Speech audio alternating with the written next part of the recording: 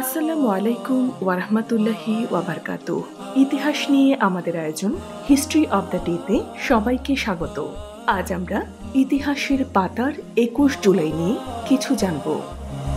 ১৮৮৮ সালের এই দিনে ব্রিটিশ নাগরিক জন বয়েড ডানলপ বায়ুচালিত টায়ার আবিষ্কার করেন। ১৯৫৯ সালের আজকের দিনে মার্কিন যুক্তরাষ্ট্রে পারমাণবিক শক্তিচালিত প্রথম বাণিজ্য তরী সাগরে ভাসানো হয়। ১৯৬৮ সালের এই দিনে আসামের করিমগঞ্জে দিবেন্দু ও জগন্ময় বাংলা ভাষার মর্যাদা রক্ষায় শহীদ হন।